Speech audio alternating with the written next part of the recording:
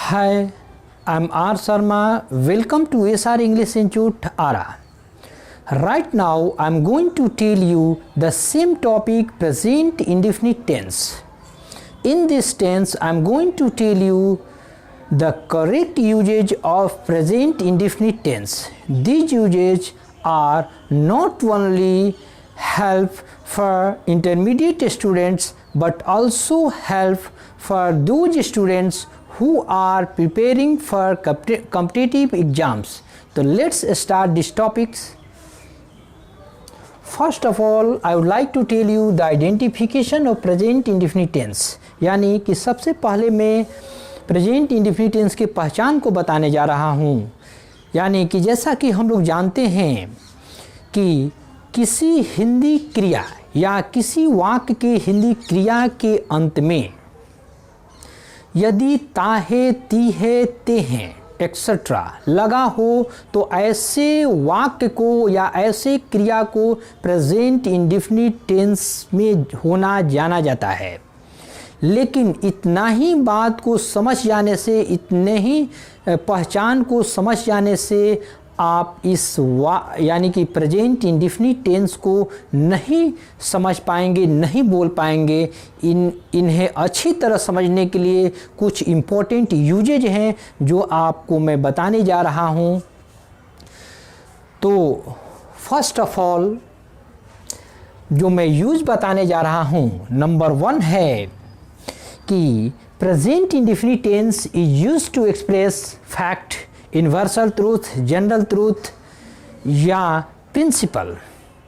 यानी कि present indefinite tense का प्रयोग सामान्य सत्य या यूनिवर्सल यानी विश्वव्यापी सत्य या प्रिंसिपल यानी सिद्धांत या फैक्ट को बताने के लिए किया जाता है। जैसे कि the sun rises in the east and sets in the west, यानी सूर्य पूरब में उगता है, पश्चिम में डूबता है। तो यूनिवर्सल ट्रूथ हो गया।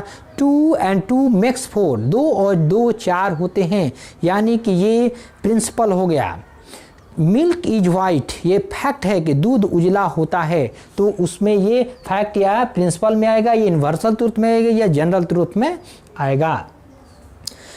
Second uses is present indefinite tense is used to express newspapers headlines, यानी कि न्यूज़पेपर की हेडलाइन को दर्शाने के लिए प्रेजेंट इंडेफिनिट टेंस का प्रयोग किया जाता है। जैसा कि Modi takes oath from the Red Fort, यानी मोदी ने लाल किला से शपथ लिए। जैसे ही मोदी शपथ लेना शुरू किए होंगे उस वक्त मीडिया वाले या पेपर वाले उसी वक्त उसे लिखे होंगे, इसलिए वो प्रेजेंट इंडेफिनिट टेंस में सुर्खियाँ को लिखे होंगे, चाहे वो हिंदी में लिखे हों चाहे इंग्लिश में लिखे हों। यानी चाहे वो हिंदी के पेपर में लिखे हों चाहे इंग्लिश के पेपर में लिखे हों, सुर्खियाँ हमेशा प्रेजेंट इंडेफिनिट टेंस में ही होता है। और भी दे सकते हैं, जैसे अल्फ़ा उग्रवादी का नाम रहा है, अल्फ़ा किल्स 10, यानी अल्फ़ा उग्रवादी ने 10 लोगों को मार दिया। मारा होगा तो उस वक्त जब न्यूज़ छपा होगा प्रेजेंट में छपा होगा। अब हमें बाद में न्यूज़ आ रहा है या एक दिन बाद आ रहा है, इसलिए हम लोग सेंस तो पास्ट का रखते हैं लेकिन वो कार्य हुआ रहता है प्रेजेंट में। इसी वजह से ये किसी भी न्यूज़पेपर के हेडलाइन को प्रेजेंट इंडेफिनिट टेंस में ही दर्शाया जाता है।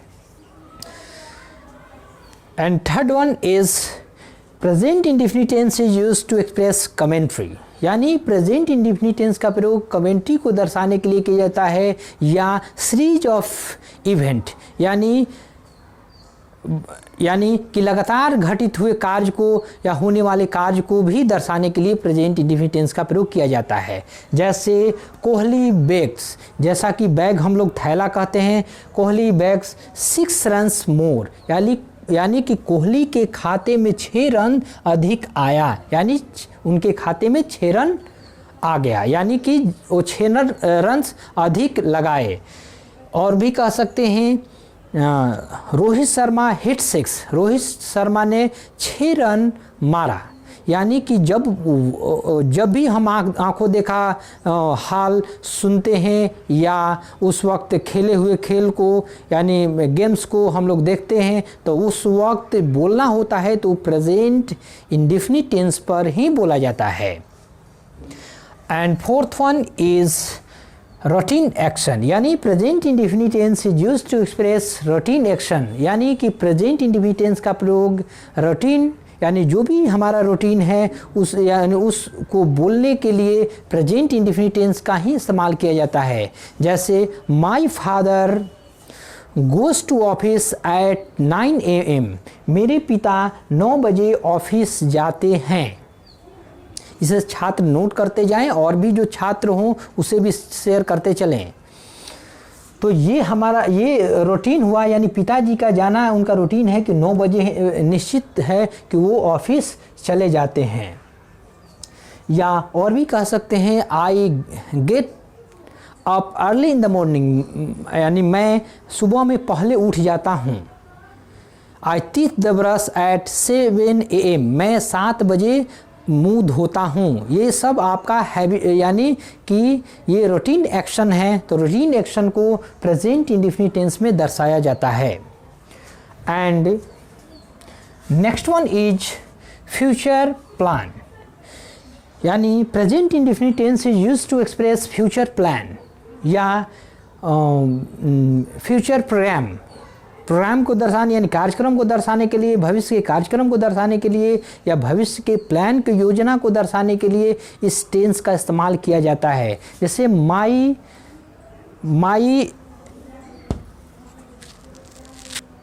Elder brother gets married next year, मेरा बड़ा भाई अगले साल शादी करेगा। तो यहाँ पर जो सेंस है वो अगले साल शादी करेगा, लेकिन ये निश्चित की बात कर रहा है कि वो करेगा। तो ये ध्यान रखें कि जब भी कोई कार्य निश्चित होता है कि हमें करना ही है तो हकीकत तो प्रेजेंट होता है, इसलिए प्रेजेंट टेंस में ही दर्शाया जाता है। यदि ये हकीकत नहीं रहे तो इस समय नहीं रहेगा। यदि समय नहीं रहे तो ऐसे सेंटेंस को हम लोग फ्यूचर इंडेफिनिट टेंस में ले जाएंगे। तो यहाँ पर जो है एक और एग्जाम्पल है, she gets married next year, वह अगले साल शादी करेगी। या the prime minister comes in Ramna Maidan next day, यानी अगले दिन प्रधानमंत्री रमना मैदान में आएंगे। तो फिक्स है कि आएंगे, तभी इस टेंस यानी कि हम लोग प्रेजेंट टेंस में बोले, अदरवाइज वो फिक्स नहीं रहता। तो इस ऐसे सेंटेंस को फ्यूचर इंडेफिनिट टेंस में बोला जाता है। And next one is dramatic narrative. Dramatic जो नैरेटिव होता है यानी ड्रामा से संबंधित जो वृत्तांत कथाएं हैं, यानी कि present indefinite tense is used to express dramatic narrative, यानी जो जितने भी ड्रामेटिक नैरेटिव हैं उनको प्रेजेंट इंडेफिनिट टेंस में बोला जाता है। जैसे Rana Pratap drew his sword, Rana Pratap अपने तलवार को खींचते हैं एंड अटैक्स द इनेमी और अपने दुश्मन पर वार कर देते हैं। ये हमारी वृत्तांत कथा है, पहले की कथा है या कह सकते हैं ड्रामेटिक एक कथा है, इसलिए ऐसे कथा को हम लोग प्रेजेंट इंडेफिनिट टेंस में दर्शाए। ऐसे हम लोग पास्ट में भी दर्शा सकते हैं। लेकिन यदि हम लोग प्रैक्टिकल भी इसे समझें तो कभी कभी ऐसा भी मिलता है जैसे कि कोई व्यक्ति आपको जैसे रामायण सुनाता हो तो वो ये बात कहता है कि रामायण में राम रहते हैं, उसमें सीता जी रहती है। तो यहाँ पर रहते हैं, राम रहते हैं, सीता जी रहती है, सीता जी को रावण हरण कर लेता है। ये सब तो प्रेजेंट में दर्शा रहे हैं, लेकिन ये हुआ कब है? पास्ट में। तो जितने भी ड्रामेटिक नैरेटिव हैं वो पास्ट के होते हैं, लेकिन उन्हें एक्सप्रेस किया जाता है प्रेजेंट इंडेफिनिट टेंस में, इसलिए इसे प्रेजेंट इंडेफिनिट टेंस में भी लिखा जा सकता है। And next one is habitual action.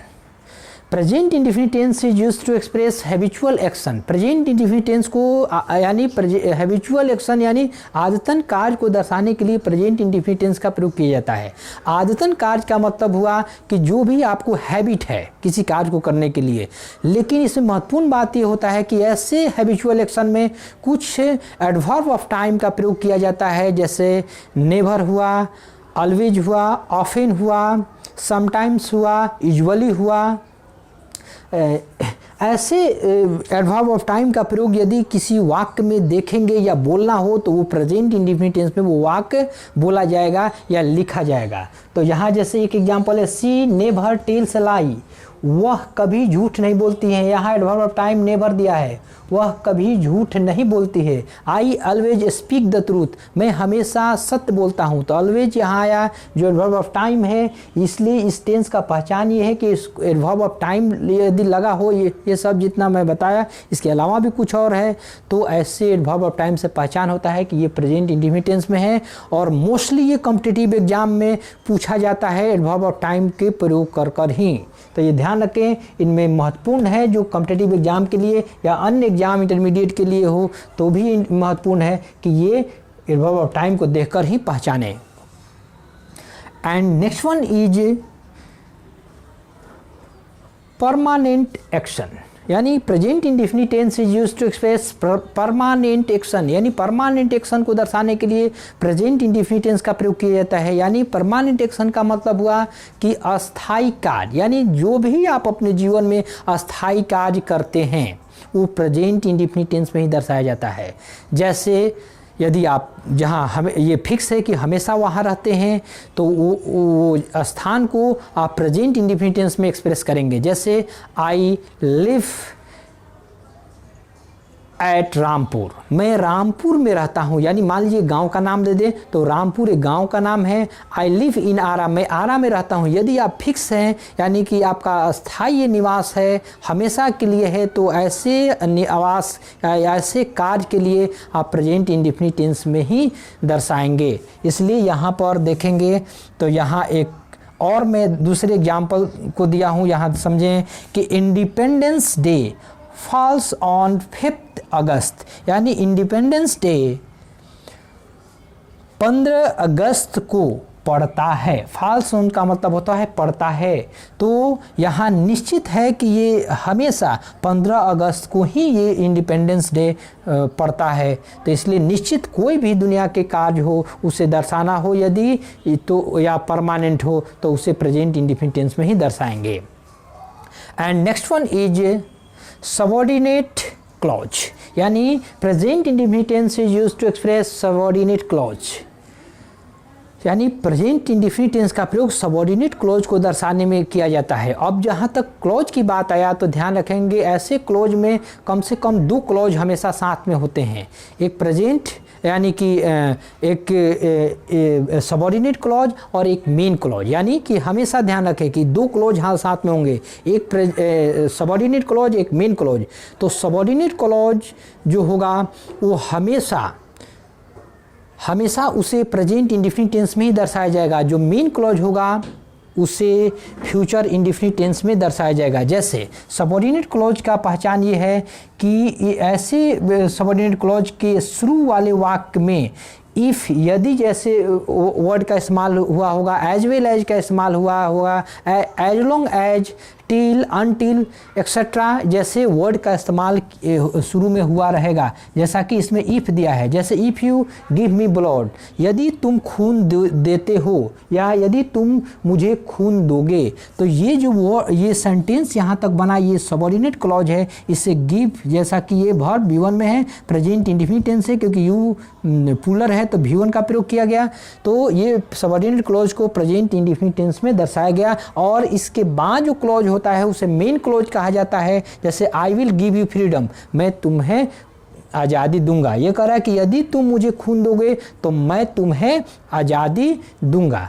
तो ये आपका ये जो सेंटेंस आया ये आपका सबऑर्डिनेट क्लॉज हुआ SC, और ये हो गया मेन क्लॉज या इसे प्रिंसिपल क्लॉज भी कह सकते हैं। And next one is quotations. Quotations जितने भी आप देखेंगे छोटे छोटे कोटेशन होते हैं या जो भी कोटेशन हो तो वो प्रेजेंट इंडेफिनिट टेंस में ही एक्सप्रेस किया जाता है। जैसे डायमंड कट्स डायमंड्स, ऐसे तो प्रभाव्स हैं ये, तो ये भी एक कोटेशन के रूप में इस्तेमाल किया जा सकता है। लोहे को लोहा काटता है, तो इसी प्रकार एक कोटेशन है, यानी इसको भी आप कथा ही कह सकते हैं। तो ऐसे में जैसे किड्स सेज, यानी किट्स एक राइटर का नाम है जो कहते हैं ब्यूटी इज़ टू सी, यानी सुंदरता देखने वाला है, और नॉट कह रहा है कि नॉट टू टच, ये छूने वाला नहीं है। यानी सुंदरता को हम, यानी सुंदरता देखने का चीज़ है, न कि छूने का। यानी यहाँ ये कोटेशन को एक्सप्रेस किया गया। इसी प्रकार अन्य भी कोटेशन को हमेशा प्रेजेंट इंडेफिनिट टेंस में ही दर्शाया जाता है। और नेक्स्ट वन इज पोसेसिव, यानी पोसेशन और ownership. It means the present indefinite tense is used to express possession और ओनरशिप। यानी कि प्रेजेंट इंडेफिनिट टेंस का प्रयोग पोसेशन या ओनरशिप, पोसेशन का मतलब अधिकार होता है, ओनरशिप का मतलब होता है मालिकपन। यानी कि ओनरशिप को बोध कराने के लिए, मालिकपन को बोध कराने के लिए, या किसी वस्तु पर अधिकार को दर्शाने के लिए प्रेजेंट इंडेफिनिट टेंस का प्रयोग किया जाता है। जैसे आई ओन, ओन का मतलब होता है किसी चीज़ों पर मालिकपन होना, मालिक होना या अपना होना। आई ओन अ ब्यूटीफुल हाउस, यानी मेरे पास एक सुंदर घर है, या मैं एक सुंदर घर रखता हूँ, या मैं एक सुंदर घर का मालिक हूँ। यानी कि स्वामी होने का एक्सप्रेस करता है। और इसे सिंपल भाषा में ये भी कह सकते हैं, I have a beautiful house, मेरे पास एक सुंदर घर है। And last one is situation या position. It means present indefinite tense is used to express situation और पोजीशन। यानी कि किसी भी परिस्थिति को या स्थिति को दर्शाने के लिए प्रेजेंट इंडेफिनिट टेंस का प्रयोग किया जाता है। या ये भी कह सकते हैं कि present indefinite tense is used to express existence, यानी किसी अस्तित्व को दर्शाने के लिए इन प्रेजेंट टाइम। यानी कि जो वर्तमान समय में कोई भी चीज़ है, अस्तित्व है या वो चीज़ है, तो उसे दर्शाने के लिए प्रेजेंट इंडेफिनिट टेंस का प्रयोग किया जाता है। तो यहाँ पर देखें, ऑल द पैसेंजर्स यहाँ एस होगा। All the passengers are safe, सभी पैसेंजर जो हैं सेफ हैं, यानी सुरक्षित हैं। तो यहाँ देखें तो जो प्रयोग किया गया यहाँ पर पोजीशन, यह सिचुएशन बता रहा है। तो ऐसे सिचुएशन को आर आपको कल भी मैं प्रूव कराया था इसे पिछले वीडियो लेक्चर में कि V1 है, और सब्जेक्ट ये पुलर है, पुलर सब्जेक्ट है PS, तो इसलिए V1 का प्रयोग करेंगे। ये R एक V1 के रूप में कार्य करता है। यदि इसे कंसेप्ट को देखना हो तो पिछले वीडियो लेक्चर को देखें। तो ये हुआ, जैसे सी इज़ ब्यूटीफुल, वह सुंदर है, तो वहाँ पर वो उसका स्टेट या पोजीशन बता रहा है कि वो सुंदर की अवस्था में है। वी ऑल आर स्टूडेंट, हम सभी, या ऑल वी आर स्टूडेंट, हम सभी छात्र हैं। तो हम लोग एक किस पोजीशन में है या किस अवस्था में है, तो एक छात्र की अवस्था में, एक छात्र की पोजीशन पर है अभी। तो ऐसे पोजीशन को दर्शाने के लिए प्रेजेंट इंडेफिनिट टेंस का प्रयोग किया जाता है। That's all. Thank you for watching this video. यदि आप लोगों को वीडियो पसंद आया हो तो इसे लाइक, सब्सक्राइब तथा शेयर अवश्य करें। और साथ ही किसी प्रकार की यदि समझने में कोई डिफ़िकल्टी हुई हो तो उससे आप कमेंट के माध्यम से मुझे बताएं। मैं प्रत्येक कमेंट का उत्तर देने का प्रयास करूंगा। और इस वीडियो को यदि दोबारा भी आप सुने तो भी आपको यदि नहीं समझ में आया तो दोबारा भी समझ में आएगा।